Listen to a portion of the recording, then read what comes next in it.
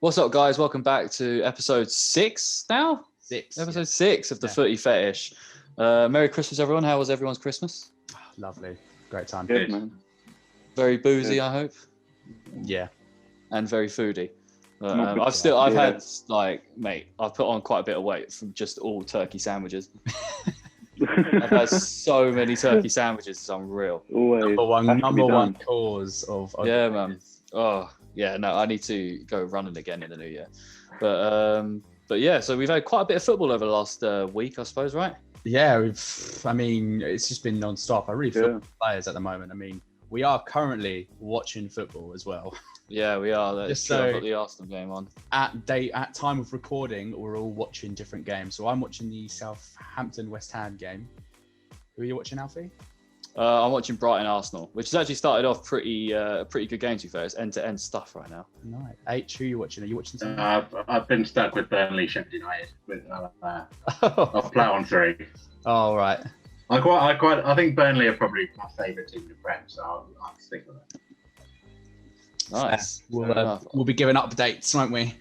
We will. Before we get into the show, I guess we've got Ollie back with us again this week. Back for another one. Say hello to the fans, Ollie. Yo, nice to be back. hello. Yeah, well, for this post-Christmas, I guess it's the last episode of the 2020, right? I think We won't be doing another one before the new year. No. So we're doing our team of 2020. It's included the whole year. So the back end of obviously like last season into when we stopped for COVID and then came back, and then we got the beginning of this season as well. So it should be quite interesting to see how things have worked. Yeah, I mean, it's definitely going to be. I hope. What I think will happen is we should have staples, as in everyone will have the same sort of people. But yeah, I'm interested to see what sort of the differentials are in this. Definitely. Yeah, for sure. So I guess, do you want to go straight into this, or should we cover? I guess we should cover the games like we always do before. Yeah, let's cover the games. Just recently haven't.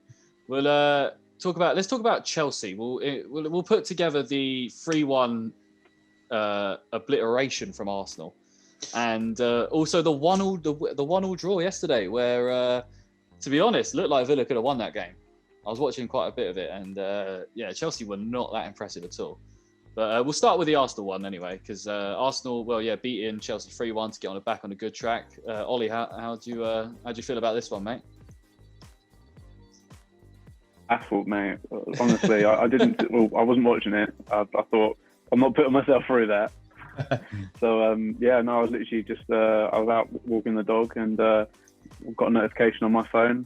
I've missed 2 notifications before that. 3-0. I was like, that's not right, is it? I was like, I'm getting some sort of bug or something on my Sky Sports app, but no, it was crazy. I didn't expect that at all, to be honest. I watched the highlights back, and we looked like a completely different team for 90 minutes for a change. And it wasn't just sort of 1 or 2 players. I think like the whole 11 did really well. So baffled by it. It would have been nice to keep a clean sheet, a nice 3-0 against Chelsea, but I'm not going to complain after recent weeks. So, no, definitely. Yeah. It was to be fair to Chelsea. Hopefully this is the start of something new. I think so. I think. Well, hopefully we'll see how the Brighton game goes on. You're looking pretty dangerous already, but it was a weird one. I mean, Arsenal did look, I want to say, dominant in this game. I did feel a bit the penalty, the Lacazette penalty, that was a bit soft. I don't know about how you guys felt about that, but I didn't think it was a penalty. It's a touchy. It's definitely a soft one. Yeah, it was soft, but we've got to take it. Yeah, First half it was fairly even game, but second half Chelsea just did not look bothered, and they got punished for it.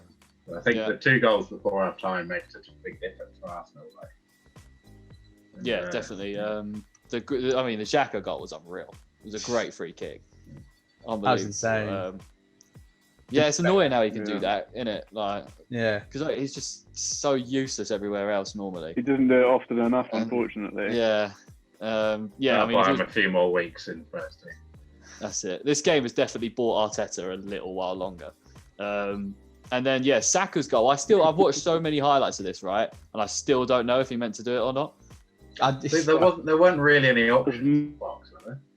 There weren't really, but then it's one of them ones where it didn't look like he was going to shoot. It didn't look like he shot. Do you know what I mean? It looked like a cross, but it went. It was like a perfect shot. In all honesty, as much as I'd love to say it was it was genuine. He did mean to do it. I don't think he did. He's gonna tell everyone he meant. Yeah, there was nothing.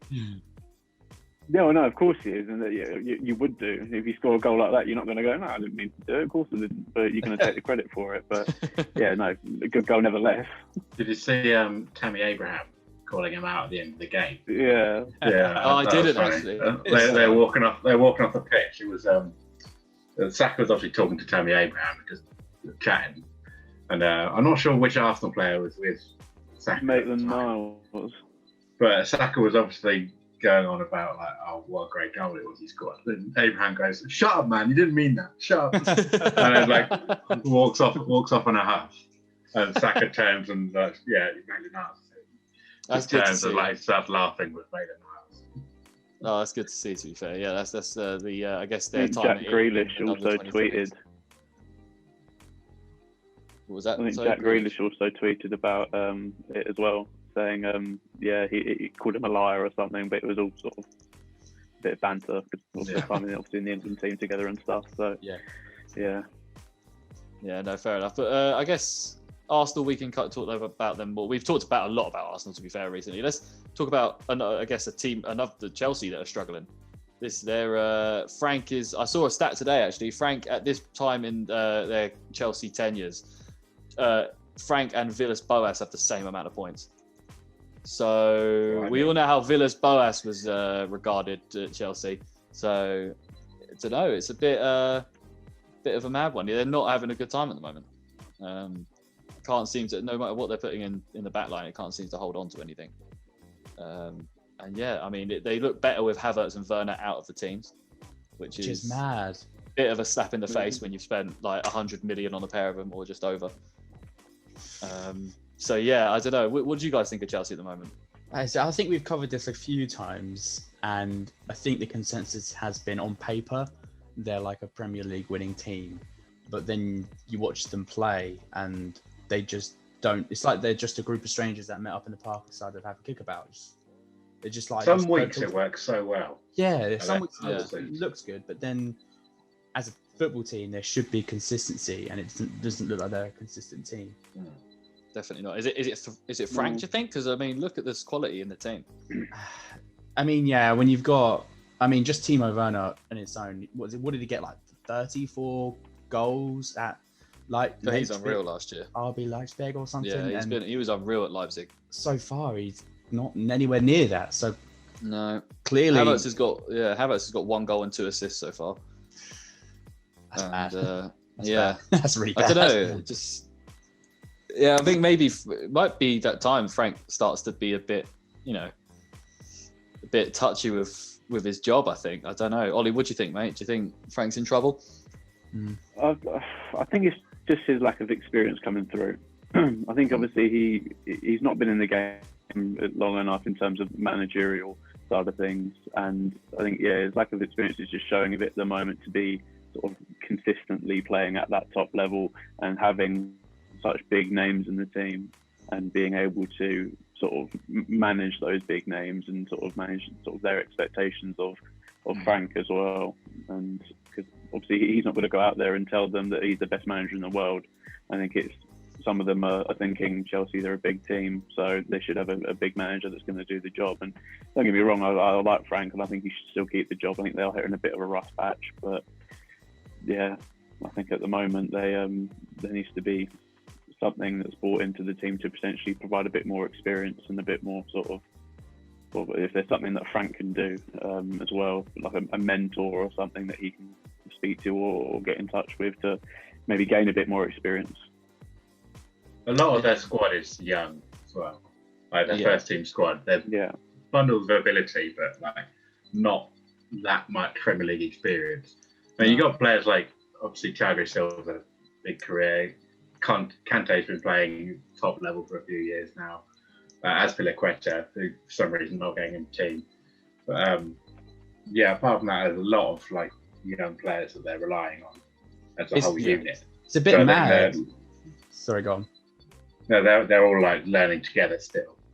But, I mean, even Werner's young, Havertz is young, Abraham, Mount, Reece James, Hudson-Odoi, Pulisic, all really young. But I think in time they'll find their feet more. But they're definitely going to have to go through one or two of these run backs. So do you reckon then this is when you are more likely to pick players to start, like Olivier Giroud, who has a lot more experience behind him? Because he's doing great recently. Fantastic. And he could be the player who knows he's probably not got the ability like Timo probably should have, I guess, or doesn't really have at the moment. But he probably has the football experience to know what to do against certain teams because he's played them a handful of times already. And he knows how to play in their unit already, exactly. Which helps. I think maybe if they're going to go with Havertz and Werner, they need to change what they're doing. Because the way that Frank wants to play doesn't work with Werner and Havertz. And so if you're gonna want that, if you want them in your team, he's gonna have to change how he plays football. Yeah, he's gonna have to change how the squad plays, and you can't really now. I mean, that's really what he's gonna have to do to keep his job. You can't buy these two players and then be like, it turns out the style of football I want to play, they can't do it. So we're now stuck with these two players that are going to cost an absolute fortune to sell, and after COVID, and they're on huge wages. That's the sort of thing you got to be scouting before whether or not they fit your system. Exactly right. Exactly. And it just, I don't know. I think it, I don't know. It could be interesting. I think maybe this time next year it could be a different Chelsea manager, depending on how things go. I know Frank's obviously a legend there, and that will count for something on him keeping his job. But like, I mean, even the man that he would like, the man that you were saying, like, if there's someone that he could turn to talk to, the man that the only real manager he could do that for is the manager of Tottenham. So he's not going to give him any information. Do you know what I mean? Like, he's not going to give him any help. Or Ancelotti at Everton as well. Or exactly, Ancelotti at Everton. He's not going to be going to Avram Grant, is he? For like managerial experience, whatever, motivation and stuff like that. But statistically, their most successful manager. What, Avram Grant? Since oh, for God's sake! I love that. I love Avram Grant. What mate. Do you remember seeing his face? He was just always miserable, just standing on the side of the pitch, just like, He was sweet. I liked him. Was he the first manager after Mourinho? First time. I think he was. Or was that Hiddink? No, that Hiddink came a little while. I think a little while was later. Grant his assistant before that? I don't think he No, was. wasn't it Brendan Rodgers? Brendan Rodgers definitely was an assistant at Chelsea. Yeah, I can't. Yeah, we're going off topic. Possibly the coach. But yeah, no, I don't know. It'd be interesting to see what Chelsea do, because if they keep going this way, they're not going to make top four. Especially with United seemingly turning it around. City are now doing better. Obviously, you've got Liverpool guaranteed. Pretty much Liverpool are probably going to win the title now. And yeah, Tottenham, you never know what Tottenham are going to do. But yeah, no, I think it'd be interesting to see what Chelsea do. Their next game is against Man City. So that should be pretty interesting to see that game. Big game. Yeah, it'd be interesting. It'd be interesting to see how they do there, because that's going to be a tough one. City are on the rise. But to the next one, I guess. What's the next game? Well, I guess we talk about Liverpool dropping points at West Brom, or at home to West Brom even. Big shock for that. Yeah, it was a weird one, because you guys, we were watching it, weren't we, Mark? And we were saying about how early in the game it looked like Mane's can score a hat trick, no problem. Yeah, I mean, straight away I think he was getting through on goals, he was getting shots, but he was looking dangerous. And I was thinking, we were saying Mane is going to get a hat trick here. Yeah, he's looking dangerous, too dangerous. West Brom can't stop him. Yeah, he scored one worldy goal, by the way. Yeah, one amazing goal. Fantastic goal. The way he took that on the chest was unreal. He's done that quite a few times, to be fair, taking the ball in an awkward position and just popped up straight away. But unfortunately, that was one of two shots on target. Yeah, it just seemed like at a certain point you just forgot how you normally play and stop get past West Brom's defence. I know it's weird to say, but that famously solid defensive backline. 8-0 Alf predicted for that. I think Jurgen Klopp saw that. I felt good about it. Like 10 minutes in, I was like, bang, yeah, easy, 8-0, no problem. And then, mate, I can't believe how better West Brom are than us now. That sucks. It's the Premier League, though, isn't it? It's annoyingly the stuff that happens. I mean, we should have just beat Leicester. We were quite unlucky to not beat Leicester, to be fair. Yeah, exactly. But yeah, no. But more about Liverpool. What happened, Mark, in this game, mate? What did West Brom do right? What did you guys do wrong? I mean, what went wrong is that we got 2 shots on target. I don't know. I think at a certain point, there must be just some frustration. The game didn't look too bad. Like, we were watching it, we were thinking, Liverpool look hot. We're passing the ball around. We're not making stupid passes. Like, we're not just crossing the ball in. I mean, we had 17 shots in general. So 2 on target. I mean, there was some points where I was thinking, should you have shot? But again, I'm not the manager. I'm not the player. What do I know? Yeah. Sorry to interrupt. Have you seen the passing stats? No. Liverpool 787 passes, West Brom 213. Jesus Christ. So 500 more passes than West Brom.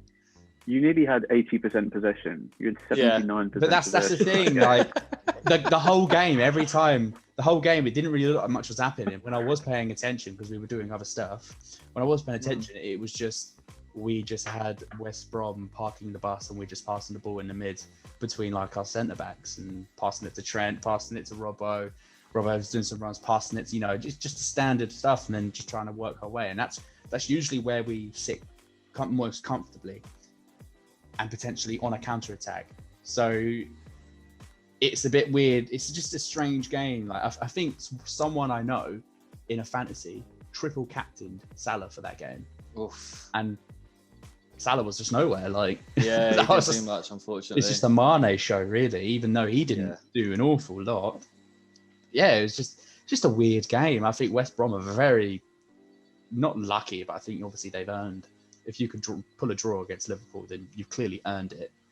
But at the same time, they did it away at City as well. Well, yeah, I just think they got lucky to get a point from us, and well, them at the in time in a couple of weeks that you guys have dropped points against the team you should have easily beaten. Yeah, I mean, I'm surprised. I'm surprised, but I don't think it'll affect us that much.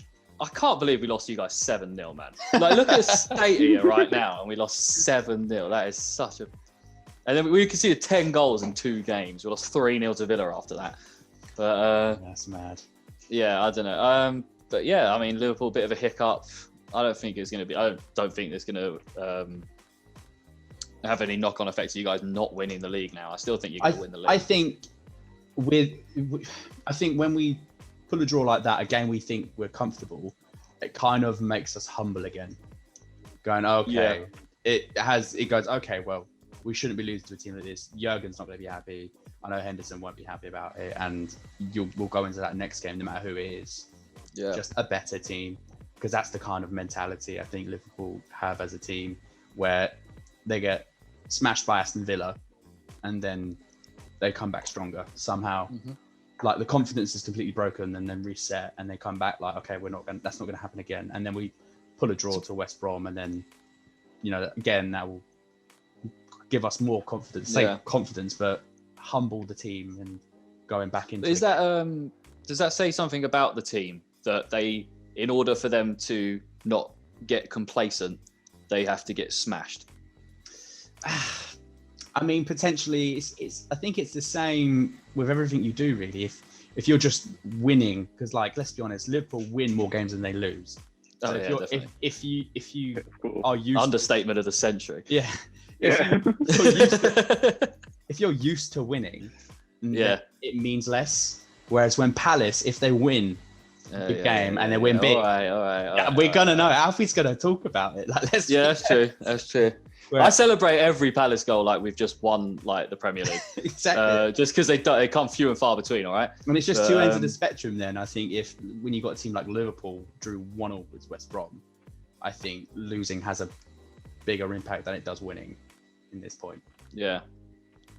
I guess winning that game does nothing for you guys at all. Like play them around, nothing like that.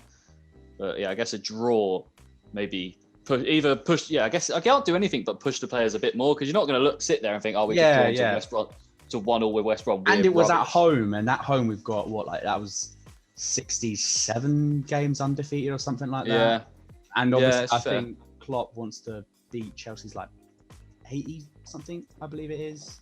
I think they went games unbeaten at home. So there is that on top, and I know that's a record that we are looking to sort of, beat.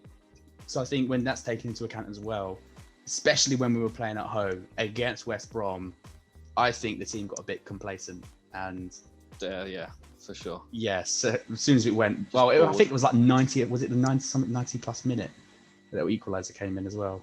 Yeah, in the dying embers of the game, anyway. Yeah, but sometimes those are the times where we have a comeback and we get a goal. So really, for sure, taught us a lesson in that game. But I think we're going to be unfazed going into the next game. I don't think it will affect us that much, other than to focus more.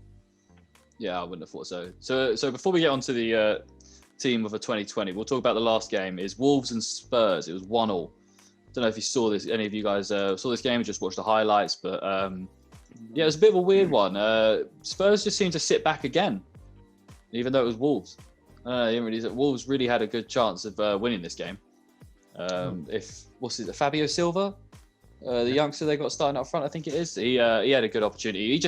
I don't know if anyone saw it, but he had a header that came in, and he just sort of ducked away from it, where he was through on goal. It was a weird one, but yeah, I don't know. Tottenham look very well. I mean, they are at the moment very beatable after their great run of form. I don't know why they sit back on away games. They've got the ability to dominate teams, and they say that sometimes when they're at home. That's it. And against Wolves, you don't need. I know Wolves are a good team, and you have to respect them. But Spurs, from what they're doing this year, they should be going out. They should be looking at that Wolves game let's just put it all out on there and let's put this game to bed early. But that's just not how it went.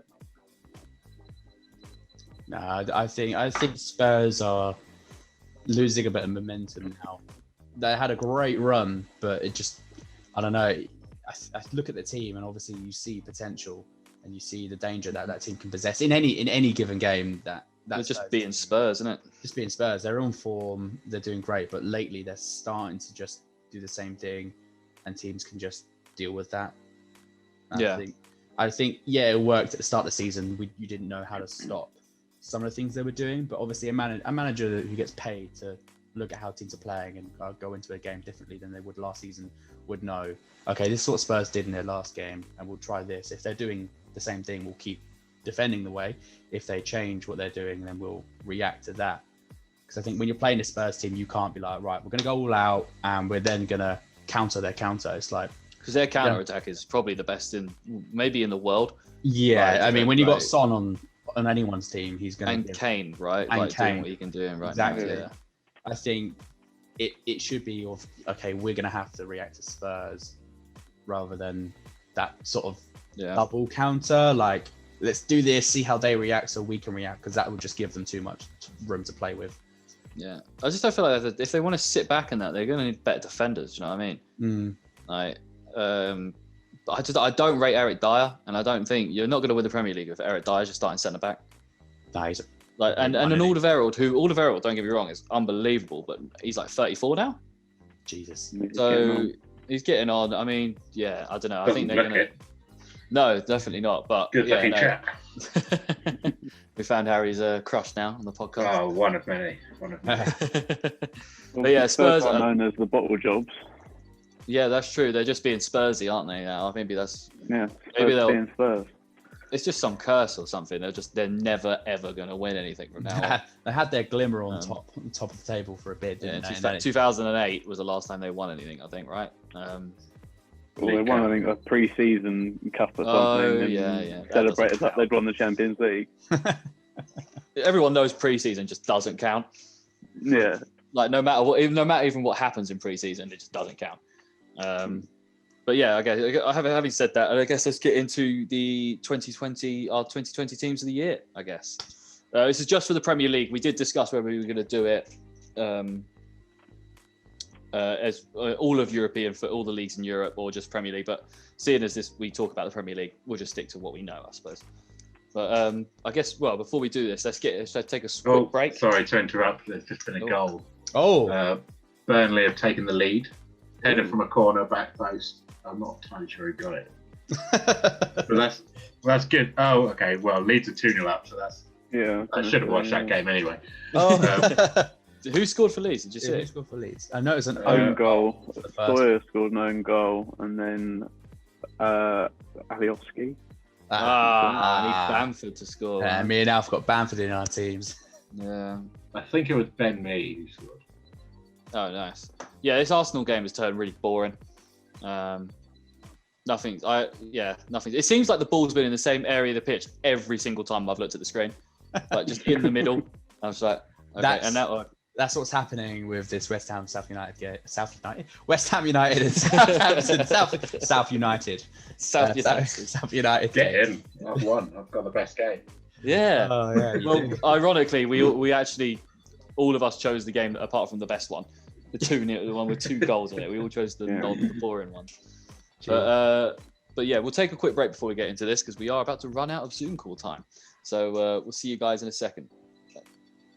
All right. Welcome back, everyone. We're back from our break and we are going straight into our 2020 team of the seasons. If you didn't hear from this bit just gone, Leeds are now 3-0 up, so we obviously picked the worst games to watch.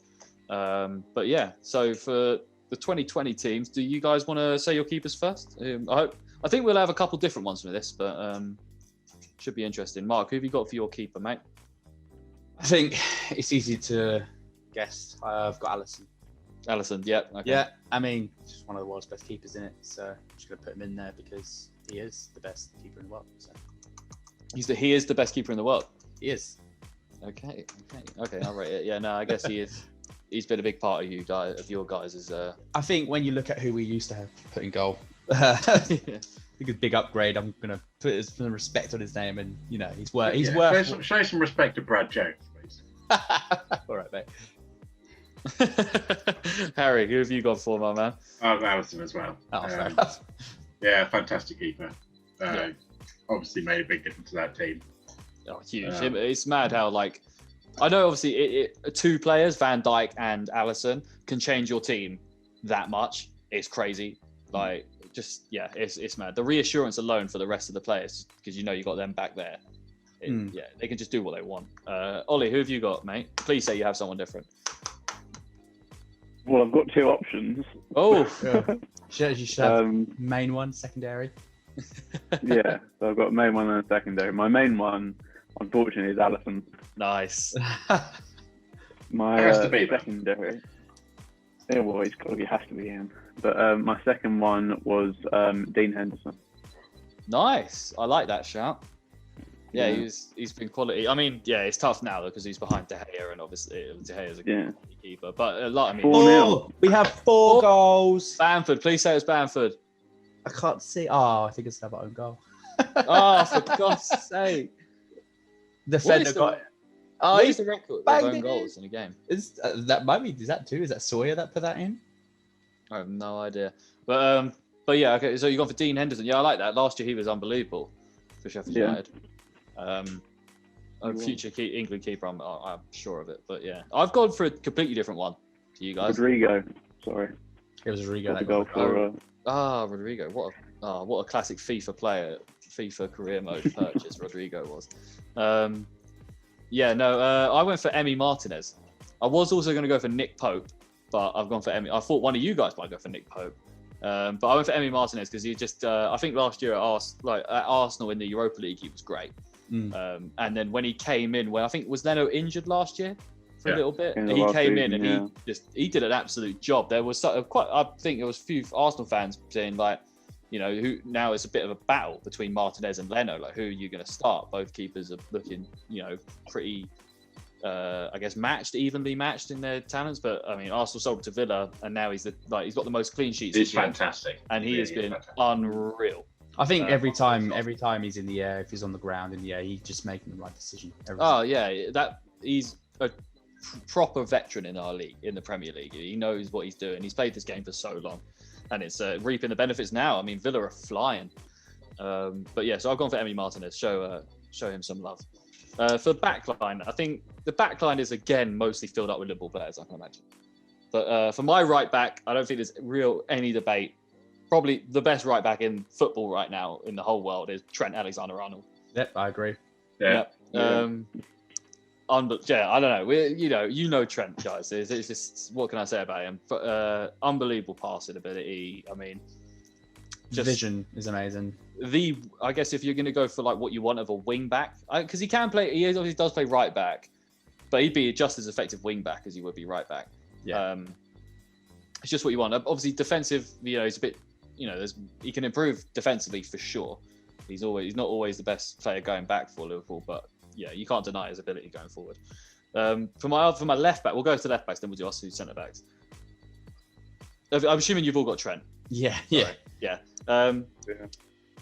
I'll let you go. I've gone for Robertson, but I'd also like to throw up some love for Luca Dean or Luca Digne, however you say it. Digne, however. I think just for Everton, he's been an absolute revolution in that left back spot for them. He's just an unreal player. I think if you're not, when you turn in terms of left backs, I do think it is Robertson and then Digne in the Premier League. But yeah, I mean, Robertson, he speaks for himself. But who have you guys got? So I've also got Robertson because Nice. He's just an engine, really. I think everyone knows. Probably the best left back in the world, to be honest. Yeah, arguably. Yeah. I think there is a little bit more competition for Robertson in that area.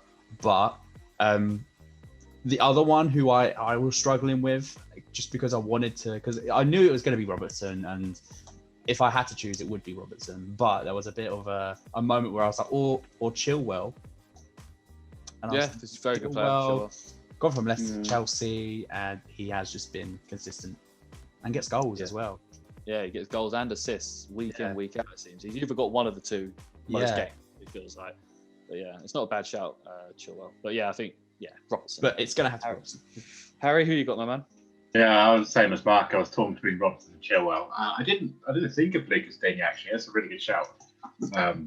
He has set up quite a lot for Everton.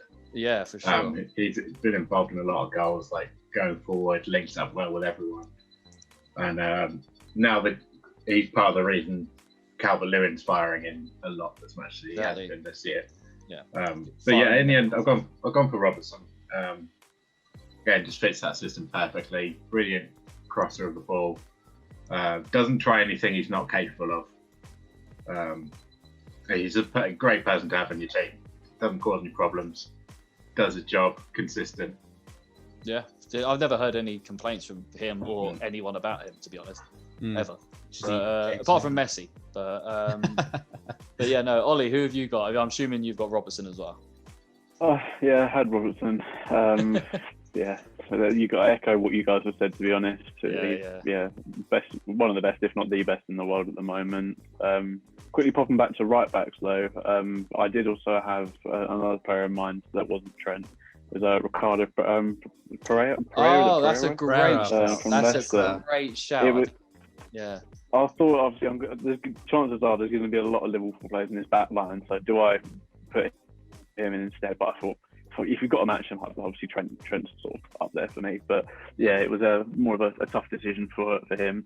But left backs, it was pretty sort of straight on with Robertson. Obviously, what you guys have said about Digne and Chilwell, it's just I think Robertson takes the edge for me. I had Pereira in my top 10 transfer list, didn't I? Did you? Yeah, you gave me. He went last season though. No, Castagna, mate. Oh, is it Castagna? I assume Castagna's in your team today. No. But yeah, I didn't even think about Pereira. That's such a good shout, Ollie. He was unreal last season for Leicester. Before his injury, obviously, and then literally his injury coincided with Leicester completely falling off at the back end of last year and dropping out of obviously the top four. But great shouts, I think. For the centre backs, I'm imagining it's going Van Dijk and someone. Yeah, pretty much. I think we can all agree with that. Yeah, Van Dijk. Yeah. So my one's Vestergaard. Oh. And I've gone for Vestergaard because obviously I know you have to count in the 9-0 beating. But since that 9-0 beating, Hasenhüttl has turned this team around, and Vestergaard has been a massive reason as to why that team has turned around. I was looking up some stats. In the 40 games that they've played since that 9-0 beating, they've won 20 of them and drawn 7. So that's unreal. That is top 4 team sort of, like knocking on top 4. That's unbelievable form. They also are averaging 2 goals a game this season so far, which is mad. And they've got a lot more. They've been, a lot better at the back, and I think he offers a lot at the back, but he also offers a lot going forward. Like he's a someone that you can attack constantly from corners. He's a huge guy. He can hold his own against most defenders in the league. There'll only be a couple like your Van Dijks or maybe your Kurt Zumas, who are these like physically immense people. But I don't know. I like Vestergaard. I think he's going to be I think he is one of the best centre backs in the Premier League right now. And yeah, I think Southampton have got an absolute gem there. Who have you guys gone for? There's a few you can put next to Van Dijk here, to be honest. Yeah, I think there is room that you can have. I think not everyone will obviously have Van Dijk, no matter who's doing this, but it's all about who you put next to him. I've gone for, forgive me if I butcher his name, Soyuncu? Yeah, Soyuncu. Nice. I just think he's been a real reliable, consistent player, and I think you put him next to Van Dijk, and that will create a pairing that will be quite difficult to break down. Yeah, it's a shame he's been injured for obviously the beginning of this entire season so far. But yeah, when he's about, he's undeniable. He's fantastic. Out of nowhere as well. I hadn't really heard about it before he got to Leicester. I'm not gonna lie. No, same. I mean, it was just last season where he really, I think, really put himself on the pedestal, and then obviously where he hasn't been about too much, kind of shows. Yeah. But I think when he's back and he's in the team, I think Leicester will have a lot more confidence.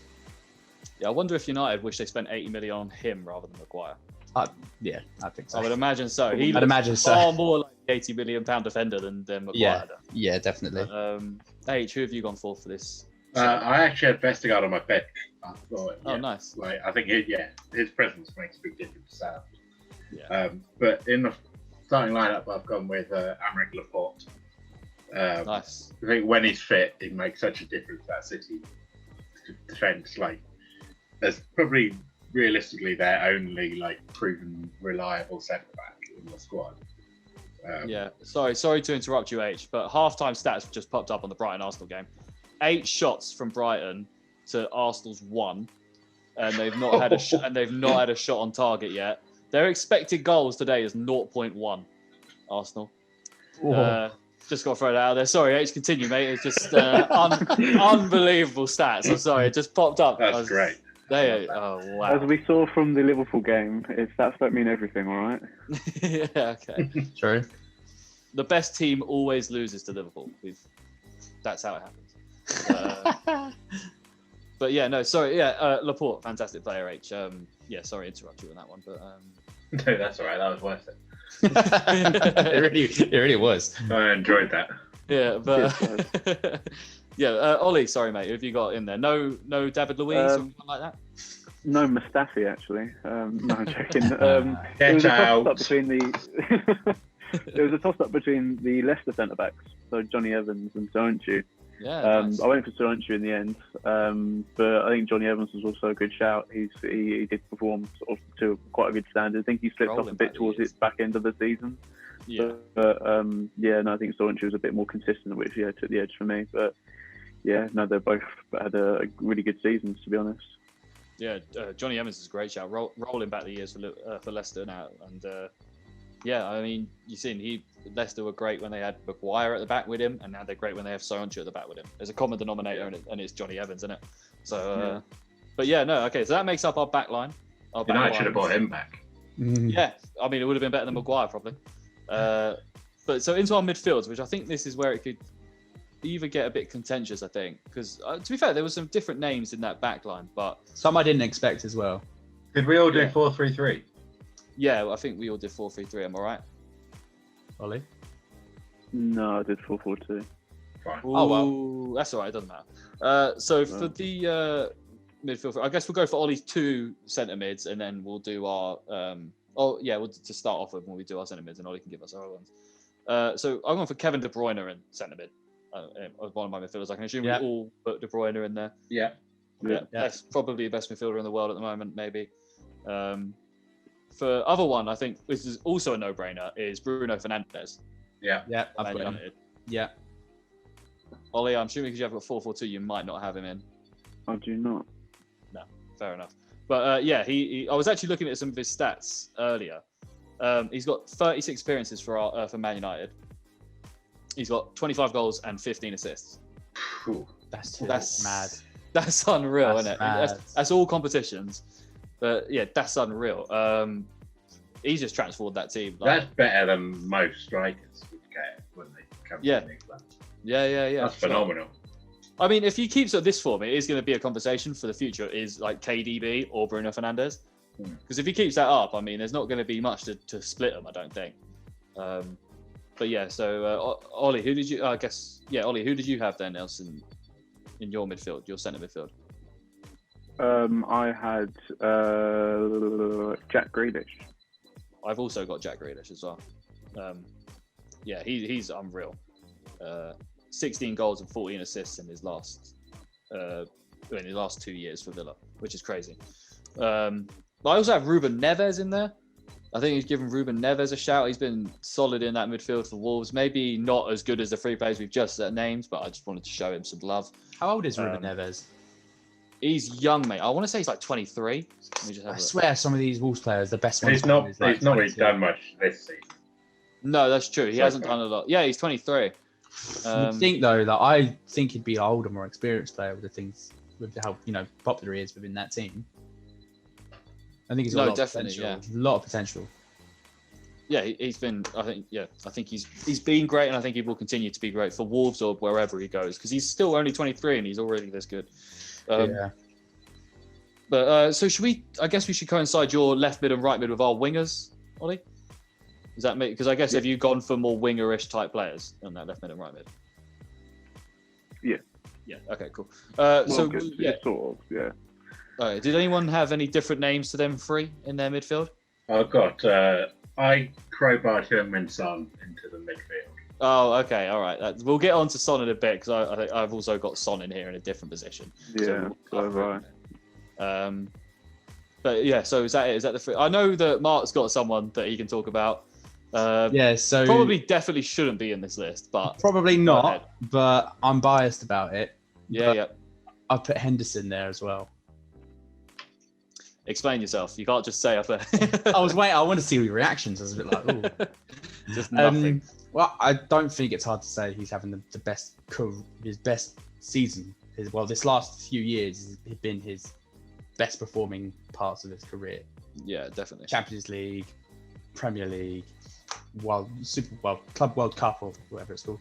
Even though it's not as highly rated, but still, I think what he brings in terms of experience, like leadership, motivation, mentality, I think those are some underrated skills in a footballer where you think, oh, what's his passing ability, his shooting, his awareness, his vision, but then there's a lot of other stuff I think Henderson has really mastered in the Liverpool squad, where I would if Henderson wasn't playing in a big game, I'd feel very nervous, and then if he was playing in a big game, I'd have a lot more trust Henderson being the captain. And I mean, there's a reason why he's been the captain for so long. Yeah, he's been there for a while, but he will captain. He's not someone who will just wear the armband. He is the captain, no arguments, and no one will challenge him with it. So I think you put go on. I couldn't agree with you more, to be honest. I think he's a fantastic player. I think most of the people you find going on about hating him are Man United fans. In my experience, anyway. He's the guy who brings that whole Liverpool team together. He is. I mean, it's not like he has one particular thing, like his pace or something that he brings to the team. He does everything, a little bit of everything. He's the engine in the middle, keeps everything ticking, makes sure everyone's doing their jobs. And without him, they'd be a very different team. Yeah, I wonder if it's got anything to do with he's like the last connection to Steven Gerrard in that team, because obviously they played together at Liverpool. I'm just wondering if that must have a rub off, it must have rubbed off on him, having Gerrard as captain there before, and then you move into that role. You're going to bring that forward, aren't you? I suppose. Yeah, I think he commands a lot of respect from players who are young and only know Steven Gerrard as this legend, and they go, "Oh, he played with Steven Gerrard, you know, he's the captain." It's a bit like he brings that not that pressure, but is he the first captain since Gerrard? Like, is he? I think so. Yeah, I wouldn't be. When did Gerrard retire? God. Must have been 2014, 2015. That's what I was thinking, 2014, 2015. That would have been after Carragher retired, wasn't it? Yeah, definitely. 2016. Spitting on children by then, H. 2016. Yeah, 2016. Yeah. Oh, okay. Probably was Henderson. 36. Yeah, Henderson. Yeah, I think it was Henderson then that took over straight away. That says a lot, right? And then Salah's. Yeah, I don't hate it. I don't hate the idea. I just don't think, as a player, I just don't think he's as good as the three that we have in there, the Grealish, KDB, and Bruno Fernandes. But obviously, he brings different aspects to the game. Yeah, he in my eyes, he'll be the glue that will connect the back line to the mid, and make sure the mid connects to the forwards. And just having a look at the Leeds. Sorry to interrupt the Leeds League. That Alioski goal. That's a cannon. It's a whip, isn't it? He absolutely slapped it. Yeah, that was a great goal. I'm just having a look at the goals now. Jack Harrison's. Ooh. They've done some really good football. That's a love. Oh, that was a great goal as well. The Jack Harrison goal. Yeah. Oh, Leeds are good again. Yeah, I'm excited for Leeds, to be fair. Yeah, I think that. Yeah, I am too. But yeah, no, I like that. So we'll go on to the wingers now. For my two, we'll go left-handed side first. I've gone for Son. I was debating between. It's like either Son or Mane for me on this one. But I was just thinking about. What are they? Because obviously, Mane can it does go between like Salah and Mane. It almost feels like which one of them is going to be the guy. It hardly ever feels like that they're doing it together, if you know what I mean. But obviously with Tottenham, I mean they lean on Son every time they go out on the field, and obviously Liverpool don't necessarily have to do that. They don't need to lean on Mane as much, and I personally do prefer Son to Mane. It's just a personal thing, watching them play football and that kind of thing. But yeah, I would easily have Mane there as well. I don't know who you guys have got. But... on the left, I've gone for Mane. And again, though, it was hard between him and Son. Yeah. Really difficult decision just because of the form Son's in currently. I mean, Mane hasn't been in the best form, but obviously we're taking into account what happened last season, and Mane was really in form and had a really good run of it. So yeah, definitely hard, but I'd go for Mane on this one. Liverpool, but yeah, well, you know, your Liverpool bias is coming in, but that's what it is. That's what it's about. Yeah. My Son bias is coming in. But yeah, H, who have you got for this one, man? I've gone for Mane, but this is why I put Son in midfield. I can leave any of them out. Like, what do you want to say about Son? Have you got? Just unplayable, isn't he? Just so bloody good. Yeah. No, he's fantastic. I really love watching. One of my favourite players in world football, to be honest. Yeah, great, mate. Yeah, same. He does score some entertaining goals. Such a nice guy, it seems as well. Always helps. Cheering. Always cheering. But Ollie, who have you got on your left, my man? Son. Nice. Again, I was very similar to you, Alf. It was toss up between Son and Mane, and I think Son just edges it for me. He's just unbelievable form at the moment. He's he's the key man in that Tottenham team. And obviously, when Harry Kane isn't there, obviously he tries to pick up as much slack as he can, and he does it. And he's a very impressive player. And obviously, it pains me to say that as an Arsenal fan, but I can't deny that he's an amazing player. But obviously, that's not taking anything away from Mane. He's been phenomenal as well. But I think, Son for me, he plays more of a crucial role for that team as opposed to Mane. You could take Mane out of the team for maybe a couple of games, and you still pick up some good points. I think you take Son out of the Tottenham team, and that really puts a big hole there, which is hard to fill. Yeah, I mean, if you're going to take Mane out, you can put Jota in, but if you're going to take Son out, Lucas Moura, I like him as a player, right? Or Bergwijn, I like him as a player, but they're not quite the same. Son, are they? I mean, and they're not Jota. So yeah, I mean, I like that. But yeah, Son. I think. Well, yeah, it's Son or Mane. Either way, no one's mad at your pick. For the right, I don't know. I really wanted to get Zaha in here. I tried so hard to get Wilf in here, man. Honestly, It's never ending, is it? All right. And for the next position, I tried to get Ayew in as well. I'm joking. Yeah, no, it's Salah, isn't it? Like, it's Salah, isn't it? Salah. Yeah. I don't really have to say too much. It's Salah or Wilf. I'm going to put /Wilf, Zaha, just to make myself feel better. I've actually abandoned the Premier League rule. I put Yaku Mate in Reading with. Nice. Yes. Just probably. I don't know. I personally think Salah is still like the best winger we've got in the league. I still put him over Son and Mane. I don't know. It's just something about him, man. Every time he is literally a magician. Like, it's weird how, like, against us, he came on. He didn't even play that much. He came on and just absolutely destroyed us. He's got a killer of a left foot. Yeah, and it's just like goals just come out of nowhere. He can score at any time against anyone. Yeah, and just personal preference. I love watching him play football. It's unreal, and to Liverpool in general, really. Not to blow too much smoke up their ass, but Liverpool in general, unreal. So anyone else got a different left mid? Or right mid, sorry. Right mid. No. No. Okay. Well, we'll say the run-up was Zaha. That seems fair, right? Runner-up Zaha. Cool. Well, I guess technically he is at this point. Yeah, I mean, I will say honourable mention goes to Christian Pulisic for the wingers. I also, that's a really great shout. Pulisic is fantastic. Captain America's been going strong. Although I did see a thing of, you see him missing his shot against Aston Villa where it went over the bar. After that, he did shout like "God damn it, bro" or something like that. And then I just saw comments underneath. This is bogus, man. Yeah. I saw so many comments underneath being like, "Darn it, dude, that was nearly fucking gnarly."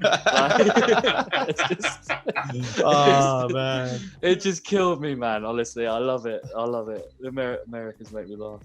British banter is brilliant. Yeah, it's just it just really tickled me earlier when I saw that. For the striker, I had 3 options and they were all British, and I was pretty gassed about it. I've gone for Kane.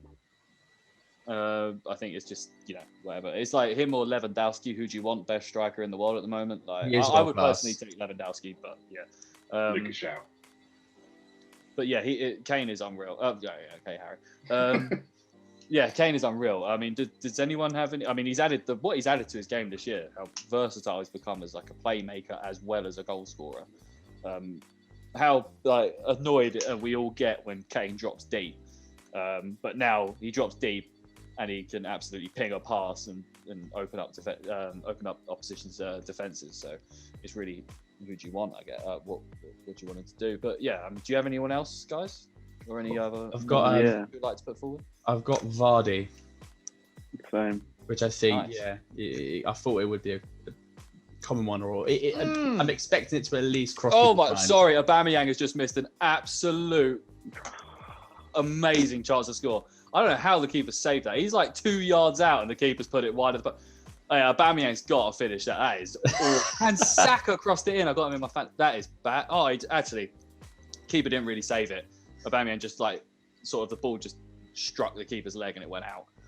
That's like 2 yards. That's bad. Sorry. That is bad. This doesn't bode well for my next prediction. Or for my next player. Okay. Ollie, who's your next player then? Well, obviously the first one was Vardy as well. Again, a phenomenal player. But yeah, my second one was Aubameyang. How you left Kane out but Aubameyang in? That's criminal. Well, it was tough, but I couldn't pick Kane over Aubameyang. My heart wouldn't let me. I think you might be the only person. You might be the only person, apart from like DT, that would do that. And I absolutely love it. Aubameyang, yeah, I mean, if you just take out this season, then absolutely. Like, this season's been awful, but since he's joined Arsenal, he's been, unbelievable. But yeah. Sorry, Mark, I did interrupt you with Vardy. What were you saying on Vardy? I was going to say one of the 3 best English strikers at the moment. Well, 4. Are we including Calvert-Lewin in that? Yeah, yeah. I think, definitely. Who's the other one? Danny Ings, mate. Danny Ings, mate. Oh, of course, yeah. I didn't even think of And that. we've had quite a pool of forwards in terms of the Premier League. Sergio Aguero was up there, but unfortunately, If he hadn't been injured, he would definitely. if he didn't pick up that injury. Also, for some reason, Guardiola keeps playing Jesus instead of him. I don't know. Jesus sucks as well. Like, why do people not see this? He's rubbish. He's the next Jesse Lingard, man. I tell you. It's overrated. But yeah, Vardy. I picked Vardy over Danny Ings just because I don't know. I think Vardy poses a bigger threat in terms of goal scoring, and I don't know. It's Danny Ings. I think relies a bit more on that initial pass where Vardy can just pick the ball up and run, and he'll get through. And I think I think it's just way more threatening at any point of the game. The striker just get the ball and just run through. So how are you going to stop that? I would love it if Vardy was like 24. Yeah, Can you imagine? He'd be like Mbappe. It's a bit of a shame that his career is sort of taken so long to get to the point where it is, that he's not got a good couple of years where he can be That's what makes it so special, I guess. Same with Ian Wright, isn't it? That's what makes it. I mean, Ian Wright was a special player, but also what adds to that is that he didn't really start playing in the Premier League till he was like 24, 25 or something like that. For us, obviously. How quickly Jamie Vardy got to 100 goals. Oh yeah, it's crazy. It's crazy. I hope he unretires. I know he probably won't do that, like from international duty. But if he was to do that, he's got to be on that plane, 100%. I mean, I just don't know how it. I don't know if he probably just doesn't want to, right? I think he did. I think possibly because it took so long to get to the Premier League, he wants to do everything he can to extend his time playing in the Premier League. I don't hate that. Oh, and Aubameyang's just missed another good opportunity. Never mind. Sure you want to change your mind on it? It wasn't great, that one. No, it wasn't great, but he could have done a lot better. I was, No. Yeah. Especially now that. Too many touches. Especially now, like we say, that we've got Kane, Ings, and Calvert-Lewin all playing well. Doesn't make much sense for him to come out of retirement because he's not got a guaranteed spot, and we only play one up top anyway. Yeah, I suppose you're right, mate. Absolutely. You think about last season, obviously there was players like Tammy Abraham that were really top performing. Of course. And obviously this season he fell off. No, that's the thing. He's fallen off this season. Though. It's a bit of a shame, really. But no, he was obviously definitely in contention as well, playing for the England team last year, and he's definitely probably one of the first choices. But obviously, it's easy to see why he's not this season. Yeah, it's for sure. I think he'll still find his way back into the hat at some point. He will. I think he might have to leave Chelsea to do that. Tammy, personally. Because they just can't give up on this whole Werner thing, man. And Havertz, they spent too much money on that. They can't let that fail. It has to work. Exactly, like that. If that works, they're going to win the Premier League for sure. Those two players have got, they're capable enough to create mad goals. But so that's our 2020 teams. Solid teams. That's it. Solid teams, I think. We did have a couple of honourable mentions on the bench also. Oh, do thing. Edison. Is a great keeper as well. Edison, yeah. And also Declan Rice, been fantastic all year for West Ham. Nice. Yeah, go on. You do yours, Ollie, and I'll do mine. Well, yeah, I got a few to be honest. Jimenez, one. Nice. Very good shout. David Silva, another. Wilfred Ndidi was one. He had a great season. Yeah. And then John Egan. Okay. Well, it's Sheffield United. I like. Okay. Yeah. Yeah, that's an interesting shout. That one. I guess if Sheffield United hadn't been so bad this year as a team, he'd definitely be within a shout because he was fantastic last year for them. But yeah, no, I like that. I like that a lot. I think. Do you think that team wins the? My midfield, I'm not a massive fan of. Like in terms of because it's just all going forward. Kevin De Bruyne, Grealish, and Bruno Fernandes. You've got no defending ability in there whatsoever. Do you have any honourable mentions, Alf? Anyone you'd like to? Well, I mean, Eze, Zaha. Jesus Christ. I'll see you next week, everyone. Thanks for listening to the podcast. No, Anyone that's actually going to make it onto the top 11. Yeah, no, I actually did for the wingers.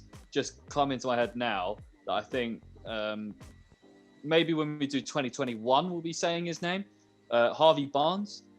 Yeah, he's been fantastic for Leicester. He's a really good player, and he goes really unnoticed. Yeah. I know, obviously, there's been some jokes online recently. I haven't actually seen them for Instagram and that about Barnes. Ooh, Happy Barnes. That's it, yeah. But yeah, no, he's quality, man. He's a quality player, and yeah, I think in the future we'll probably be looking at him as one of them guys that. Just quickly before we go, I did have some honourable mentions myself. So I wanted to throw Gomez in. Liverpool Andre? No, Joe Gomez? Yeah, Okay, Joe Gomez. He had a shaky start and has picked up injuries, but I think his stats aren't actually that bad. I think he's a good the defender. time he plays, we win the game. And I think he's learnt a lot from arguably the best centre-back in the world. He's been working with him for a few seasons now, and I think that's really starting to pull through. Ramos at Liverpool. What? Ramos at Liverpool. No, I didn't say Ramos. What you want about? Oh, sorry. You said best defender in the world. I just assumed Ramos. Nah, mate. Premier League. We're talking about, innit? Castagna. Oh, yeah. Next on my list. I'm joking. I had James Tarkowski. Oh, okay. Yeah. Very good shout. Yeah. When he came in, we all know it was Burnley. He's Burnley centre back, I think. Yeah. Mate, they've kept some of the best clean sheets in the Premier League, and they're known for it. And even I looked at I was looking at the stats of the Premier League the other day, and their defence relative to their league position is blooming good. They're in the top half for goals conceded. Sean Dyche is a very defensive-minded sort of manager, and he's always played that defensive game, and he's always played it quite well. Obviously, this season it's not going too well for them because they've had no funding at all.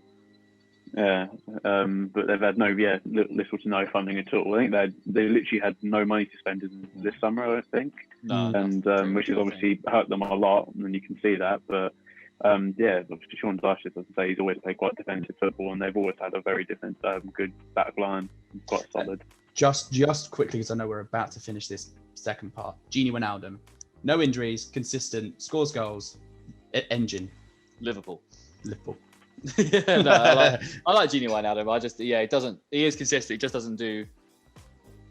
When we're looking at the midfield, De Bruyne agrees. Yeah, he doesn't get in there, but I like him as a player a lot. Yeah, I think he's fantastic.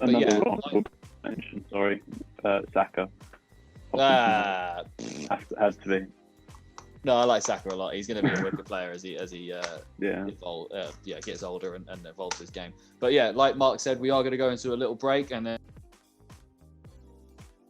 All right, welcome back, guys. In that little break, Arsenal have scored. That man who barely scores but is picking it up, Lacazette, gets the goal. And Saka with the assist, which is always great for my fantasy league. But yeah, so I guess now we are going to do our predictions for the next game week. There's 3 more games to be played this game week. Should we leave them? Because then we've missed out the game week in its entirety, and it's a bit more. Yeah, bit cleaner. Yeah, that's it, mate. So we'll start with the first game of the week, of the next game week, which is Everton hosting West Ham.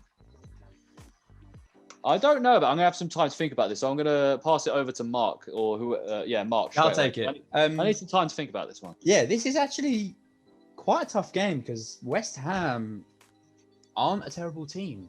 Weird to say. I think it's definitely going to be a tough one. They currently are holding their own against Southampton, which are arguably quite a strong team this season. So I don't going into. I think if they pull a 0-0 draw, going into that, they'll either look to do the same things. I think defensively they're better than Everton, but going forward, we know Everton are quite dangerous. But recently, Everton haven't been that dangerous lately. I think my prediction will be 1-1. 1-1. Okay. Not bad. Not bad. H, who have you got for this one, my man? I think that's a pretty fair prediction, to be honest. 1-0. Yeah, I think I'll copy that actually. Nice.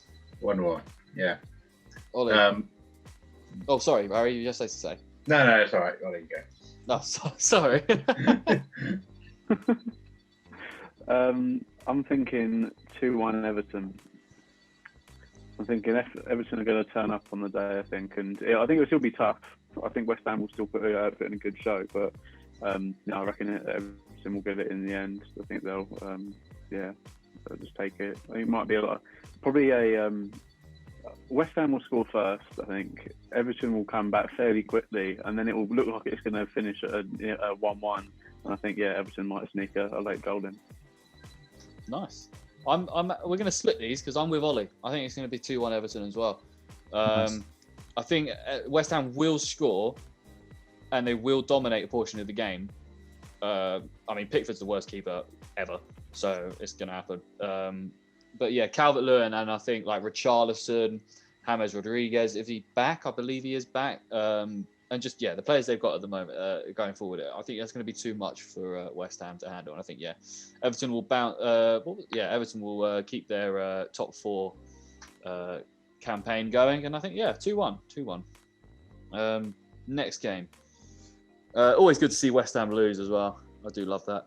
But next game, Man United at home to Aston Villa. I kind of like Villa in this game. I kind of do as well. They asserted their dominance over Palace.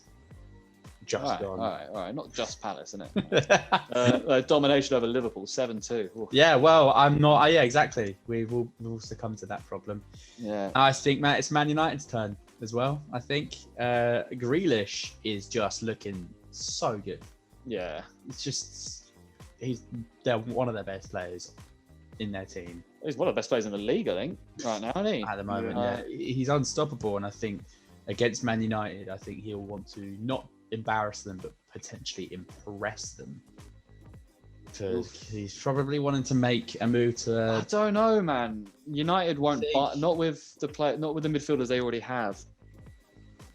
They're so attacking anyway, you know. There probably are other teams he can go into, but Arsenal would be perfect. Oh yeah, he would fit quite well. Yeah, I mean he'd fix their problem. He would.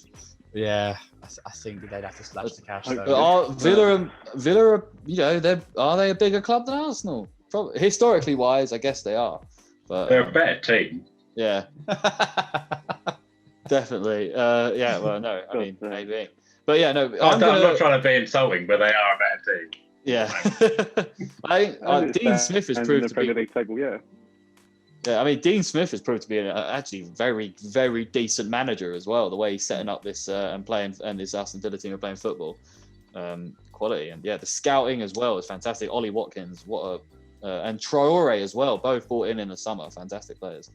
I'm going to back Villa. I think it's going to be, I think it'd be 2-1 to Villa. Oh, I was thinking that as well. Well, I think United will score for sure.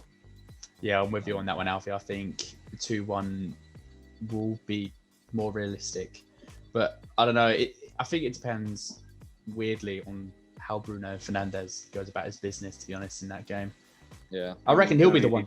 He'll be the one to score. I think. I agree. I think Grealish and Traore will score. Oh, 5-0! My God, what bullet! Oh, Rafinha just scored a Salah world-class goal. Top bins. But I was amazing. How does it feel that Leeds are beating West Brom 5-0? Yeah, I know. You drew. It's the Premier League. We beat them 5-1. Yeah. And they beat us 7-0. We beat Leeds 4-1. Jeez, yeah, mate. So amazing through ball, few runs, just not. Oh no, he just ran outside of the box. It wasn't even in. It was outside of the first box and just whipped it top left corner. Fair. Just ran straight through. You switched over to that game now, then, isn't it? Yeah, I was like, I think it's still 0-0 in the other game. I was like, I'm gonna watch it is. It is still 0-0. Geez, so yeah, I'm watching a 5-0. Bellerin's playing striker. Oh no, okay, never mind. Bellerin was up top for Arsenal just then. Weird. Oh god, sorry. Yeah, I got distracted by a world-class goal there. Rafinha. No, guys, Harry, what you thinking for Villa versus Man United? Well, United finally delivered me that sweet 2-2 draw last time. So 2-2. Are you gonna? Oh, I was literally about to ask you. You're gonna stop doing this 2-2? No, Man United, they're a 2-2 kind of team, aren't they? I mean, it's They just are. I mean, if you're Harry, they're a 2-2 kind of a team. Desmond Tutu. Exactly. Yeah, Ollie, who? What do you think, mate? I'm thinking 3-2 to United. 3-2, bit high scoring game. I like it. Yeah, well, 3-2. both teams have been, before obviously 2-2 the other day, both teams have been sort of getting quite a few goals recently and just sort of, performing at quite a high standard. So I think, I definitely see quite a few goals, but I think, United are probably, I'll say this, but I don't know, it could be a draw, but I'm going to stick with my guns and say 3-2 to United. Nice. I think it's a bit off topic. I actually wouldn't mind seeing that 3-2. That would be a very interesting game. But a bit off topic. Do you think Ollie Watkins, right? How good has he been so far this for Villa? Future England striker? Potentially. I think he may have to prove himself a little bit more in the Premier League. Oh yeah, but he's getting ahead of on the right. He's going in the right direction. He's still young, isn't he? Right? He's like young. 19, I think. Nah, I don't know if he's 19. Oh, is he? I thought he was like. Oh wait, he was born. Oh no, he's probably like. I think he's like 24 actually. He's 24, yeah. Yeah. Don't know what I was thinking. I think Saka's down at the moment. Yeah, it's his birthday tomorrow. Happy birthday, Ollie Watkins, 25. Get on the podcast. Birthday podcast. Exactly, that's it. Be my age. Jesus Christ, he's the same age as Ollie Watkins. No, he's older than me. I'll take it. Yeah, so. Bloody hell. But same age. Bloody hell. That's annoying. I'm older than him. Wow, I hate life. On to the next game. What was the next game? I've lost the. Spurs versus Leeds. Wow, the way Leeds are playing right now. You don't know what Leeds you're going to get, though. You're going to get Leeds that are going to do this. You're going to get Leeds that lose, 4-1 to us. Yeah. You know what I mean? Like, Tottenham's a very different defence as well to Man United and to West Brom. It's at home, so Spurs might not sit back as much as they usually do. They might actually come out and attack Leeds, which they should do. Yeah, Leeds aren't exactly, strong at the back. Going forward, they're great. Yeah, I don't know. I think there'll be goals. There'll be goals. I'm going to go 3-1 Spurs. I think Spurs will definitely. They're going to bounce back after the last few weeks being pretty shoddy. I think they're going to bounce back with a decent win. I think 3-1. What have you guys got for this one? It's tough to think about that game right now when Leeds are 5-0 up. Because you'd think, the form Leeds are in right now, but then you're right, Alfie. What Leeds are you going to get? And I think you won't get a good Leeds against Spurs. You got to put respect on Spurs' name at the moment. They're a phenomenal team. I think 2-0 to Spurs. I don't think Leeds will get any goals. Okay. No, I'll say 2-1 Spurs.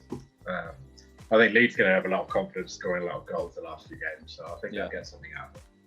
But like you say, Alf, I think Tottenham are a lot more positive at home, and they'll want to bounce back from that draw against Wolves. What was their result before that?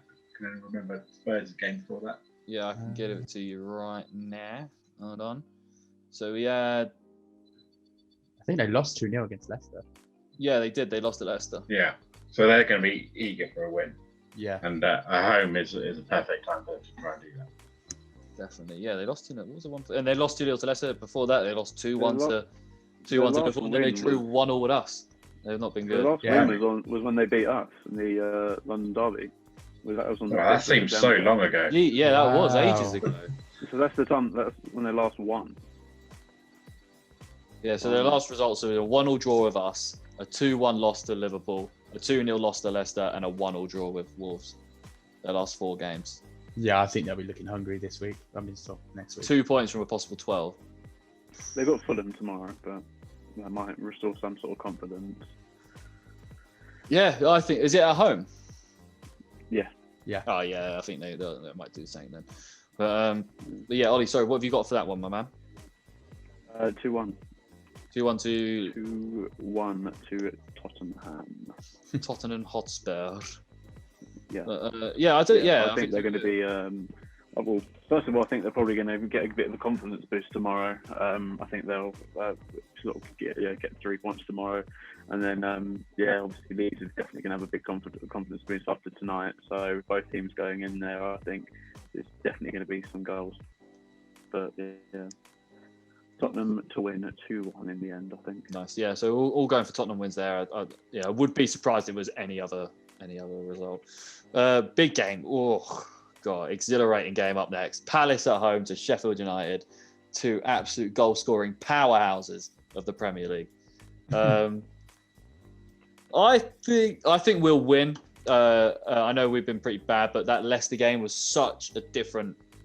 It was just a breath of fresh air for watching us play. Like we weren't great, we weren't amazing by any chance, but we were so much more solid. I know we gave away a penalty, ultimately saved, but it was I'm not too sure about the penalty. But I think. Did anyone see the highlights of the Leicester Palace game or watch the Leicester Palace game? No. Okay, you guys need to have a look at Zaha's goal. Yeah. Unreal, mate. The strike is on the volley and the angle. He literally gets it between. He's on the post, like he's on the left-hand side of the goal. The ball's been whipped in by Townsend, and he's like close to the byline, like the dead ball line, and he volleys it with his right, and it goes between Schmeichel and the front post, the near post, and the angle, the gap is like that. The slots, it's a banging goal. Absolutely smashed it. Yeah, we rested Eze against Leicester because he's been playing a hell of a lot recently, and I think he'll be back in the team next week. Finally got Van Aanholt out of there. Jesus Christ. And Riedewald's back in the squad. So yeah, I'm feeling good. I think we're gonna win 1-0. I think a Zaha goal will be the difference there. Ultimately, I think it will be the player with the team that has got a player like Zaha that wins a game like this. Do you know what I mean? When it's a Palace versus a Sheffield United. If you have, Sheffield United don't have someone like what we've got in terms of Zaha. I think he'll ultimately be the decider. So yeah, 1-0. What about you guys? I agree with you, man. I Just think. to interject quickly, Saka got a little knocker a minute ago, carried on playing, and he's now just been taken off. So not good. Did he walk off or stretch out? No, he took a little knock, was down for a couple of minutes, then got up and then tried to carry on playing, and after a couple more minutes he was subbed off. So hopefully it's not too serious because he could carry on, and he did walk off, but might just be a precaution. Good. Arteta loves to keep injured players on the pitch, doesn't he? Yeah, I'm surprised. I think a lot of the time it's down to the player though to say I'm good to continue. Oh yeah. But when Partey was running off against Spurs, it just bang back on the pitch. Yeah. Picked up a slight knock. But yeah, no, fair enough. That's a shame. Hopefully Saka is in my fantasy league. Hopefully Saka. I'm dealing with too many injuries. I had that bloody swapped out. Who was it? Reece James because of injury. Turns out he wasn't even injured anyway. To bring Kyle Walker in. The next day, Kyle Walker gets COVID. So then I had to spend money so they get him out for Cancelo, and now Man City didn't even play. Oh, mate. Honestly, it's just been the fantasy gods are out to spite me at the moment. I've saved up a couple of transfers looking to do something a little bit risky, but we'll get to that. Nice. But sorry guys, what have you got for this one? I think Palace will have a good game. I mean, Sheffield United are the worst team in the Premier League at the moment, so they should lose to Palace here. So I think I'm going to go comfortable 2-0 to Palace. 2-0, take it. I'm going to agree with Alf. I think 1-0 Palace. I think it will just be the Zaha show. Yeah, it's going to be a boring one, I can feel. 3-0 Palace. Fair. Yeah. 3-0. It's going to be one of those games where Palace's attack clicks and they end up notching a couple goals, taking their chances. It's the first week that everyone's agreed that Palace is going to win. 100%. I don't even have to look back. I don't even have to look back. Absolutely. I think this is I haven't picked Palace to do anything but win yet. It's not proved out so great for me. But But yeah, no, yeah, I appreciate it. Ollie, you went for 1-0 as well, didn't you? God, I really wouldn't tune in for this one. Just keep your phone at you ready. Like, it's going to be a boring one, but expect to see some. Yeah, I think a Zaha goal. If Townsend, Eze, and Zaha can really get going, I think definitely 3-0. Yeah, it could definitely happen. I'll take the 1-0. I'll take anything. That's a W at this point. But next one, Brighton at host Wolves. It's about because I'm watching the game now. Brighton have been looking very, very decent against Arsenal here, but ultimately they're gonna lose. And I think that might be a similar story to what we have against this Wolves game. I think they'll play well, they'll show a bit, but ultimately Wolves have just got too much class going forward, haven't they? And they're too solid at the back to. I think player for player, they're just a better team in general. Exactly. I don't take anything away from Brighton. I think they will have their opportunities. I just don't think they're going to take them. I'm going to go 2-0 Wolves. Fair. Yeah. We go 3-1 Wolves.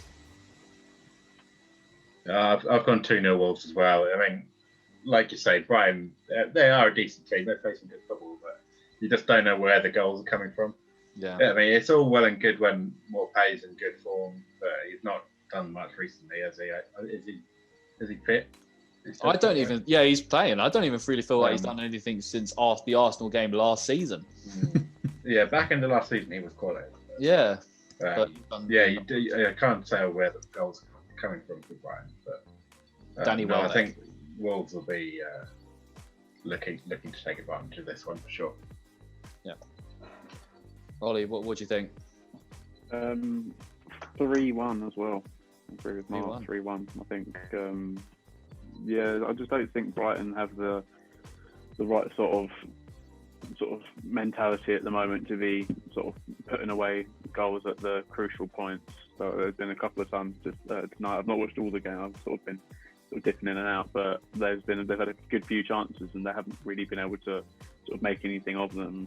But then again, obviously they are making a lot more chances than us. But as I say, we've managed to put one away. So I think that's just what they're lacking at the moment. I think Brighton are missing that key person to just actually be able to convert those opportunities. Oh yeah, I completely agree there, mate. They're top. Their goal scorers at the moment is Danny Welbeck, and you can't really rely on him to get you goals week in, week out. But West Brom Arsenal, it actually could be very interesting. I feel like Arsenal should definitely win this game, but West Brom, like Big Sam, arguably Arsenal should have gone for Big Sam over Arteta. At the moment, that's quite controversial. But that would have just been the complete opposite to Wenger. Like, in a matter of like 2-3 years, the change they've gone from proper culture shock. That would have been amazing. Yeah, they'd have Ashley Barnes as their starting striker this time next year if they had Big Sam involved. But yeah, no, I don't know, man, because I want to take the Arsenal win because that just feels like what will happen. But West Brom are holding Liverpool to 1-0 is not like. But they're losing 5-0 right now. Yeah, I was going to say they are now that's coming true. off the back of a 5-0 loss. But I'd take Leeds over Arsenal any day right now.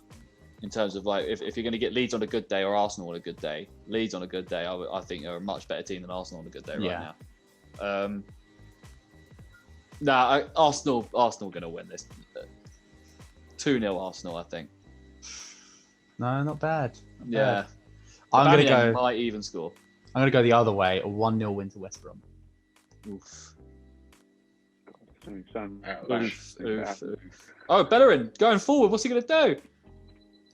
He's at the side of. There's no one in the box, and he's on the nothing.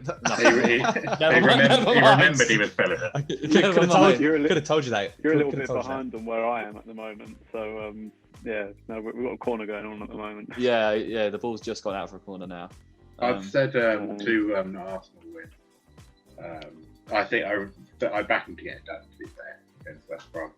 Yeah. I mean they've scored a couple of goals from open play now, so that should hopefully make a big difference in the way they try and attack what they think they can and can't do when they're on the ball. I think that'll make a big difference to the way they play. Nice. Yeah, no, I was listening until I saw Smith Rowe and realised he's B-Tech Jack Grealish with them socks. Like, he has them socks really low, like Grealish. It just reminded me. I found out the other day why Grealish wears them so low. Oh. Because basically they were put in a wash and they got too small for him one game, so he couldn't actually pull them up over his like calves and stuff. And he also has really small shin pads. They're like the large size, but in the children's range. And basically, yeah, he played really well when he couldn't pull his socks up all the way, so it became like a suspicious thing for him. So now, yeah, he says, and to be fair, ever since that day, my overall football has been a lot better. So if it isn't, might as well keep doing it. So fair. Yeah. But it's always annoyed me that him having really short socks. I don't know why. Does he wear the same pair of socks every game? Essentially. Ugh. Assuming they get washed, mate. Well, I assume they get washed, but even so, Definitely. I'm sure players don't wear the same socks every week, regardless of a wash. You know what I mean? But yeah, no. What was your take on that, Ollie? I believe that we are hopefully going to win 1-0. I don't think it's going to be very convincing. I think it's going to be similar to this Brighton game. 5 added minutes, for Christ's sake. But yeah, I don't think it's going to be massively convincing. I think that the Chelsea game was a fluke. We would obviously be pleased seeing that tonight, so we're not dominating Brighton. But I think hopefully we'll still secure the 3 points and get a bit of a confident boost. But I don't think it's going to be hugely convincing. Nice. Yeah, no, fair enough. Just I actually think that you could be right there. I think 2-0 might be too much, actually. But I'll stick with it. I'll stick with 2-0. I was just saying, Saka was all smiles on the side of the pitch, so I'm thinking hopefully the injury doesn't look too bad then if he's all smiling and having a joke around and that, which is good news for you guys. Lacazette is not injured? No, he's faking, I think. But yeah, no. Free kick. Oh yeah, that's a weird challenge. Is he wearing like tracksuit bottoms, Lacazette? I don't think so. Probably leggings. Yeah, because they're the same colour as his shorts. That's well weird. But yeah, no, sorry. On to the next game. Burnley Fulham. Oh man, what a boring game. Yeah, proper boring that one. I'll go 1-0 Burnley. Actually, 0-0. I think that's gonna be a 0-0. Boring game. I was thinking of 1-0 Burnley. Oh. Yeah. Okay. Don't think Fulham really got anything going for them at the moment, but Burnley kind of do. See, I disagree. I think they both sort of matched at the moment. Fulham have turned it up a little bit, I think, recently, and so have Burnley. But it's just be a stalemate, I think, of just two very below average teams in the Premier League. Yeah, I just think Burnley will get the better of them. But like I said, it's going to be a boring game. It's just going to be, but not two very interesting teams. I just think Burnley will get one, maybe early, maybe late. Yeah, I mean, I've said 1-1, but I think Mark's probably right. Burnley are probably more likely to win it than someone's going to win. Just because they're at home, their defence is so good. But I mean, Fulham, have shown they can score goals, so I wouldn't rule it out. But 1-1 for me, yeah. 1-1, nice. Ollie? 0-0. I think a boring game, to be fair. I think they're going to just cancel each other out, really. I don't think it's going to be massively interesting. Yeah, I'm with you on that one, man. I'm with you. It's just not really much to say about that game, to be honest. Newcastle hosting Leicester. The afternoon 2:15 game on Sunday. I feel like Leicester are going to win this one. I think they're probably going to win. I'm going to go 2-1. I do think Newcastle will get a goal. I think Callum Wilson will probably score. If it's going to be anyone, I suppose. But Leicester will see this through. I think Vardy will start again. Obviously, he didn't start against us, which actually I think is a reason why we probably came away with a point in that game. He didn't get too long on the pitch. But Leicester will win this, I think. No, I agree with you. It's going to be, I think, a bit of a Leicester show, to be honest. I mean, Callum Wilson, he's not injured or anything, because I haven't really paid much attention to Newcastle, but Callum Wilson's still perfectly fine. He's back, I believe. He was injured, but I think he was back. Very briefly. Yeah. I think if anyone's going to score for Newcastle, it's going to be him. I don't really think there's anyone else. And I think when you think like that and you go, oh, Leicester, who can score for Leicester? You go, oh, Vardy, Maddison, Harvey Barnes. You're, okay, well, Leicester's going to win. And it's probably going to be by a few more goals. So I reckon it's going to be like 3-0 Leicester. Oof. Big. Yeah, Harvey Barnes is looking great, and Vardy can score at any given moment. So definitely. Well, we have been a bit more conservative with our scores. Actually, I guess I'm just saying I am, because I 8-0 last week. So, H, who have you got for this one, man? 1-0 Leicester for me. Yeah, they've been a bit rocky, not bad, but like results-wise, they've not hit the mark they wanted to, or the way they were at the start of the season, definitely. I think Newcastle aren't terrible by any means, but yeah, as long as they got Callum Wilson playing, they've got a threat. But I think it'll be tighter than people might expect. So 1-0. 1-0. Nice. Yeah. Well, if Newcastle can lose 1-0, I think that's actually quite a result for Newcastle in a weird way. Because that shows that their defense is getting better. Yeah. I mean, if they can give people like that run for their money, that'll be good for their confidence for sure. In it. But yeah, Ollie, what do you think about this one? Full time at Arsenal, 1-0. Thank God. Secured another 3 points in the bag. But yeah, I'm thinking 3-1 Leicester. I think Newcastle will get a goal.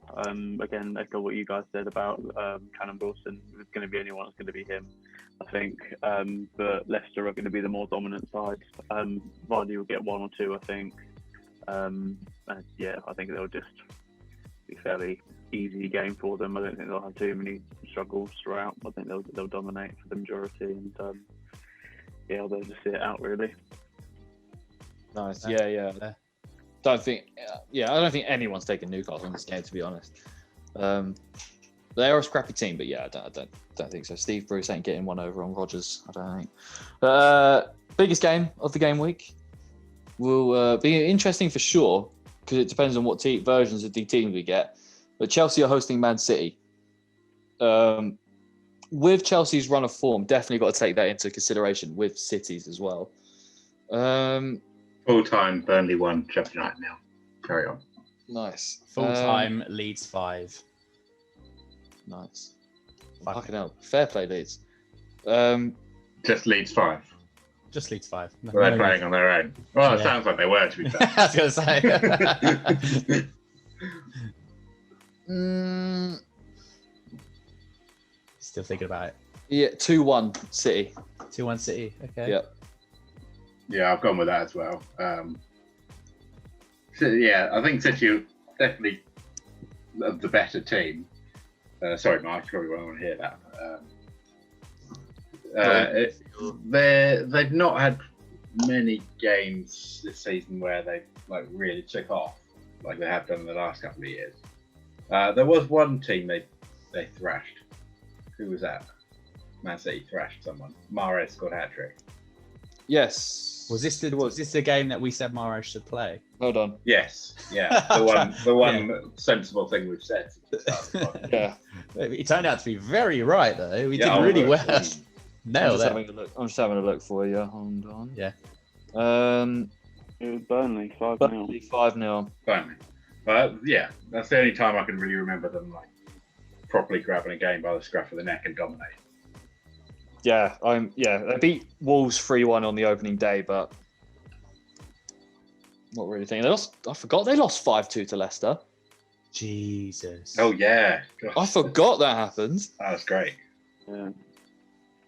Bloody hell. Yeah. So yeah, I'm with you on that one. That one, H. Mark, who have you got for this one? Chelsea gonna win. 2-1 Chelsea. Okay. Any reason to why? Well, I don't like Man City, as we know, and two, I don't. Well, it's just City are a good team, and I think anyone who's anyone knows that. But lately, they've been winning games barely. They've lost games they probably should have won, and they're getting draws. Yeah, they've not looked inspiring, have they? They've not looked like the City that you appreciate and respect them for. And I think if they take that to Chelsea, they'll lose. It depends if Werner can hit his shots, though. That's going to be a big difference. I doubt it even It start. might not start, yeah. He probably will. I'll probably see Giroud probably start, maybe. Him or Tammy, I think. Yeah, Tammy would be a good one. Well, actually, Giroud scored against Thingy, didn't they? Who did they just draw with? Villa. So I think, I wouldn't be surprised if he did. If Giroud did start. That's what I think would happen. I think if Giroud does start, experienced player, knows how to play against City. In that respect, I think Chelsea could have it. I think it could go either way. It's one of those games that we're still talking about City and Chelsea here. It's a game that either team are good enough to win, and I think Chelsea could have it this year. Nice. Ollie, who have you got for this one, man? 2-1 to City. I've gone for. I think there's three of us in agreement. Yeah, I think Chelsea's run of form recently is going to have a big impact. They're going to know going into this game that it's obviously a big game for them. They need to get some points out of it, if not obviously all three. But I think City are just going to come in with a bit more confidence, and I think they'll just see it out, make sure that they get a couple of goals in, and then sit back. But definitely I think City are going to win. Nice. Yeah, I think. I think Mark's just being that Liverpool biased. I don't think he really believes Chelsea are going to win that game. He's got to back his prediction for City. I've got it. So. That's true. That is true. I think I need them to lose. Were they 6? I respect you for sticking by it. Well, I'm gonna. Well, they're currently doing worse than what I predicted. I predicted 7th and they're 8th. Yeah, no. Fair enough. They've got some games in hand. They do have some games. If they win their games in hands, where do they sit? Just interestingly, by second, isn't it?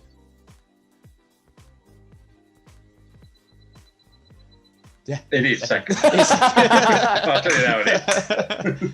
I just double check. Yeah, it's second. Yeah. All right. Well, we'll see. But they got to win them first. So. Yeah. Agree. Totally agree. It's very second by goal difference, isn't it? Oh no, it's not. Who's second now? Leicester. Yeah. I love that. For our last game, we still got one more. We just got one more. Last one. Big game. Southampton host Liverpool. We've seen that Liverpool can smash 7 past you, or they can somehow draw with West Brom. So, and also Southampton, you don't know what you're going to get. They're going to get a goal, I think, but. I think with Liverpool, the former is more likely to happen than the latter. I think it'll be a game with a lot of goals. I think. So I reckon it'll be like a 4-2 to Liverpool. Wow. Okay. I don't think it's going to be a big goal affair. No, I like Southampton's defence, and I like Liverpool's defence. So I think Matip's picked up an injury. Yeah, but even then, count to 3. Huh? Takes your injury count to 3, doesn't it? Yeah. Do you know how injured he is? Yeah, I think he walked off, didn't he? Yeah, I think so. He picked up a knock. No, not too bad. He might be all right. He might be okay, but he's got till Monday to shake it off. To be fair. Yeah. I'm going 3-1 Liverpool. I think their plan will get it done. Southampton are playing really well, but I don't think they can do that every game. I think this might be one of those games where they come unstuck. Nice. Ollie, what do you think, mate? Yeah, I agree. 3-1. I think the 0-0 draw from tonight, I think will have a bit of effect on their confidence, and Liverpool were obviously wanting to be pushing on and obviously getting a good result. So yeah, make up the points difference that they've been missing out on over the last couple of weeks. I think Liverpool will take the win. Nice. Yeah, I'm going to go 2-0 Liverpool. 2-0 Liverpool. I think that it's literally what you guys said. I think they'll get the job done. I think Southampton will hold out. I don't think it's going to be like it's not going to be a dominating display by Liverpool. I don't think. Like, they're not going to run them over and just miss a load of opportunities. I think it will be hard fought out, but Liverpool will take the chances that they get in the game, and that's why they'll win 2-0, I think. I think it will be 0-0 for a little while, but I think as soon as Liverpool get the goal, it'll be like the floodgates will open and then they'll get a couple in quite a short space of time. I don't think it will be dominated sort of throughout the whole game, but yeah. Just quickly, I want to run through the previous results since we've got a couple of weeks to catch up on. Ollie, last time you were on, you actually demolished everyone. Oh my days! You got 9 that week. Mark and Henry got 3. I got 1, and Alf got 2 points. Ollie, you correctly predicted Arsenal 1, Southampton 1, and Brighton 0, Fulham 0. So there's 2 3-pointers there, which is the same as I got so far in total. And last week, I actually had a good week last week. 6 for me with that big 2-2 draw from Man United. Nice. Bardell got 4, Mark 3, Alfie 2. So the standings it's pretty close. Mark on 23 with 3 correct scores, Alf 22 with 3, and me on 20 with 2. Oh, it's not bad. It's got gap as close. Yeah, it's getting. We're getting. Has your mum done any better, H? Because she was slapping us. No, she's only done that 1 week. Oh, okay. I'll get her to do hers for this weekend. Nice, yeah. She absolutely destroyed us last time. Yeah, true. Yeah, it's all the guests, man. The guests who just host this show. She didn't check it or anything. I told her, "Oh man, you're actually really well in your prediction." Did I? Oh, forgets about complete surprise. Well, so to end it on a brisk note, this Zoom call is about to close, so we will say thank you to Ollie for coming on the show again. We'll see you soon. Have a good New Year's Eve, my man. Probably not up to much, but say thanks, Harry and Mark, for joining me again. We'll get another one out for you first week of January, I'm sure. Next year, mate. We'll be back next year. Next year, we need to make our first episode of 2021 a good one, so we'll have to, we're going to have to brainstorm some good ideas for that one. But yeah, thanks for everyone for watching. Make sure you like and subscribe. Check all the links down below to various pages from us and some of our friends as well. And yeah, have a good one. Cheers, guys.